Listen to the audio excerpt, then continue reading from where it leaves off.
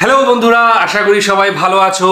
আর আমরা বেশ কয়েকদিন ধরে মেজর ডালিমকে নিয়ে ইন্টারভিউটা দেখছিলাম, লাইভ শো হয়েছিল এবং সেখান থেকে আমরা পার্ট করে 4টে পার্টে ভিডিওটা দেখেছি এবং তোমরাও আমাদের সাথে দেখেছো, তার জন্য খুব ভালো লেগেছে। এবং আমরা এটাকে আরো যদি একটু বাড়াতে চাই, মানে মেজর ডালিমের সম্পর্কিত কোনো ভিডিও আমরা যদি বাড়াতে চাই সেটা আজকেই করব। এবং সেটা হচ্ছে যে মেজর ডালিমের যে লাইভ শোটা হয়েছিল সেই শোটা একদম বিটিএস এর রেকর্ড ভেঙে দিল। হ্যাঁ, তো বিটিএস এর রেকর্ড ভেঙে দিল। আসলে বিটিএসটা কি জিনিস আমি এখনো পর্যন্ত জানি না, হয়তো ব্যান্ড হতে পারে, তাই তো? আমি সঠিক জানি না। Korean band. তা কি কে-পপ কি তাহলে? কে-পপেরই একটা অংশ মেবি।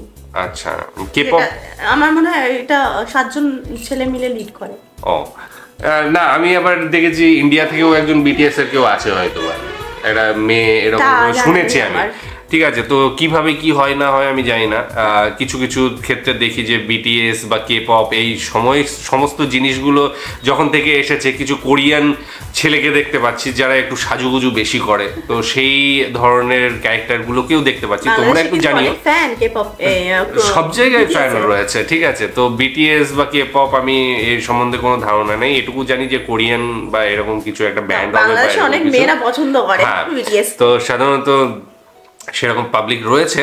তো তোমরা একটু মানে যদি জানো, আমি জানি না সবাই জানো কিনা, তো যারা জানো একটু ক্লিয়ার করো যে অ্যাকচুয়ালি এটা কে-পপটা বা বিটিএসটা কি ওই 7জনেই করে না আরো অনেকের সদস্য রয়েছে? বা মানে কে-পপ মানে কে-পপ মানে কোরিয়ান পপ অ্যাকচুয়ালি, তাই তো? বিটিএস একটা band, one of the one, মানে হ্যাঁ বিটিএস একটা ব্যান্ড, ওগুলোর মধ্যে একটা একদম সেই রকম হতে পারে। এবং কে-পপটা হচ্ছে ওই ধরনের। তো কে-পপ যারাই করে তারাই কি ওই মেয়েদের মতো একটু সাজুগুজু বেশি করে? ছেলেগুলো হতে পারে। তো তোমরা একটু ক্ল্যারিফাই করো। যাই হোক, আজকে এই ভিডিওটা দেখবো মেজর ডালিমকে নিয়ে, যে তার লাইভ শো বিটিএস কে রেকর্ড ভেঙে দিল। ডেসক্রিপশন বক্সে লিংক দিয়ে রাখবো, সেখানে গিয়ে অরিজিনাল ভিডিওটা দেখো, সাথে সাথে চ্যানেলটাকে লাইক শেয়ার সাবস্ক্রাইব করে দিও। মেজর ডালিমের লাইভ ইন্টারভিউ দেখে অনেকে এখনো শকড, এইটা ভেবে যে এতদিন তাহলে বইয়ে ইতিহাসে কি পড়লাম রে ভাই, মানে অর্ধেক ইতিহাস তো তিনি এক ইন্টারভিউতে প্রায় পাল্টেই ফেলেছেন। বাট এখানে আরেকটা সারপ্রাইজিং বিষয় হলো তার লাইভ ইন্টারভিউ নাকি বিটিএস এর লাইভ ভিডিওরও রেকর্ড ভেঙে দিয়েছে ইউটিউবে। মানে ইউটিউবে তার লাইভ ইন্টারভিউ নিয়ে সোশ্যাল মিডিয়া জুড়ে একটা বিষয় ছড়াচ্ছে, সেটা হলো তার লাইভ ইন্টারভিউ ইউটিউবের ইতিহাসে রেকর্ড গড়ে ফেলেছে ভিউয়ারশিপের। ইনফ্যাক্ট সাংবাদিক কনক সার্ভার তিনি তার ফেসবুকে একটি পোস্টে শেয়ার করেন, যেখানে তিনি লিখেন, ইউটিউব লাইভে মেজর ডালিমের সাক্ষাৎকার প্রচারের মাধ্যমে প্রায় 8 লক্ষ দর্শক এই অনুষ্ঠান সরাসরি দেখেছেন, যা ইউটিউবের এই যাবৎকালের রেকর্ড। যদিও এই ইনফরমেশনটা জাস্ট সোশ্যাল মিডিয়া থেকেই পাওয়া, ইউটিউব কর্তৃপক্ষ তো নিজে অফিসিয়ালি এমন কিছু জানায়নি, কিংবা গিনিস ওয়ার্ল্ড রেকর্ড অথবা অন্যান্য জায়গাতেও এটা লিপিবদ্ধ কোথাও হয়নি। সো এটা অফিসিয়ালি আসলে কনফার্ম না, এটা বলতেই হয়। But according to Google bird এবং অন্যান্য রিপোর্টস থেকে যেটা জানা যায়, ইউটিউবে এখন পর্যন্ত মোস্ট ভিউড লাইভ ভিডিও হচ্ছে চন্দ্রায়ন 3 এর মিশন সফট ল্যান্ডিং এই ভিডিওটা, যেখানে 8 মিলিয়ন মানুষ, মানে প্রায় 80 লাখ মানুষ একসঙ্গে জয়েন হয়েছিল। তাই বলি কি বিটিএস এর রেকর্ড মেজর ডালিমের ইন্টারভিউ ভাঙেনি? ভেঙেছে। যদি আসলেই এই সাক্ষাৎকারে একসাথে 8 লাখ প্লাস মানুষ জয়েন হয়ে থাকে, তাহলে এই ভিডিওটা বিটিএস এর 2020 সালের ব্যাং ব্যাং কনসার্ট দ্য লাইভ এইটার ভিউয়ারশিপের রেকর্ড ভেঙে ফেলেছে। অ্যাট দ্যাট টাইম ইউটিউবে ওটার ভিউয়ারশিপ ছিল লাইভে 7,56,000 এবং এটা কিন্তু গিনিস ওয়ার্ল্ড রেকর্ডে লিপিবদ্ধ ছিল। তবে হ্যাঁ, এটা সত্যি যে মেজর ডালিমের ইন্টারভিউ বাংলাদেশের জন্য ইউটিউব লাইভ ভিডিও ভিউয়ারশিপের ক্ষেত্রে একটা রেকর্ড, কারণ এই লোকটাকে নিয়ে আগ্রহের কমতি কারোই ছিল না, বরং সবার বেড়েছিল। শুধু তাকে নিয়ে নয়, তার ওয়াইফ নিম্মিকে নিয়েও সবার আগ্রহ ছিল। বাট এখানে স্যাড পার্ট হচ্ছে নিম্মি আর বেঁচে নেই, যেটা মেজর ডালিম নিজেই তার ইন্টারভিউতে জানিয়েছিলেন। এবং সেই সঙ্গে তিনি এটাও জানান নিম্মির আসলে কি হয়েছিল। তিনি জানান নিম্মির ক্যান্সার ছিল এবং আনফর্চুনেটলি তাকে হাউস অ্যারেস্ট করে রাখা হয় 1996 থেকে। এমনকি খালেদা জিয়াও তাকে পাসপোর্ট দেন নাই, ফলে ক্যান্সারেই 2005 সালে নিম্মি মারা যায়। যাই হোক, তার ভাষ্য অনুযায়ী তিনি যে সমস্ত কথা বলেছেন তার মধ্যে শকিং কয়েকটা কথা হচ্ছে, নাম্বার 1, মুক্তিযুদ্ধে সর্বমোট শহীদের সংখ্যা 30 লক্ষ নয় 3 লক্ষ, এবং শেখ মুজিবের গ্রামাটিক্যাল মিস্টেকের কারণে 3 মিলিয়ন তিনি ওয়ার্ডটা ইউজ করেন ইংলিশ ইন্টারভিউতে। এছাড়া মুক্তিযোদ্ধা নিয়েও তিনি বলেন, সো কল্ড মুক্তিযোদ্ধা কথার আড়ালে এটা ছিল আওয়ামী লীগের দেশকে ভারতের কাছে বেচে দেবার একটা প্রজেক্ট।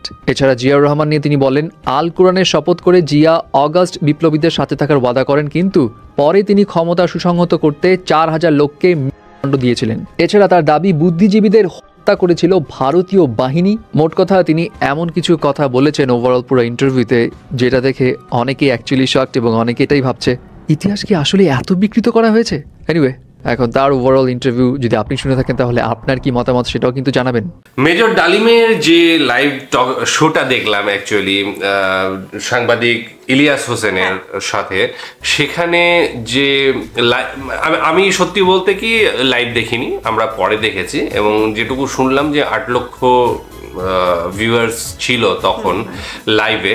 এটা বিরাট বড় একটা ব্যাপার, মাইলস্টোন, ঠিক আছে। আর বাংলাদেশের জন্য তো বটেই, আবার বিটিএস এর ক্ষেত্রে 7,56,000 কিছু ছিল, তাই তো? সেটা গিনিস বুক অফ ওয়ার্ল্ডে রেকর্ড ছিল, এবং সেটা যদি হয় সেটা কিন্তু ক্রস করে গিয়েছে।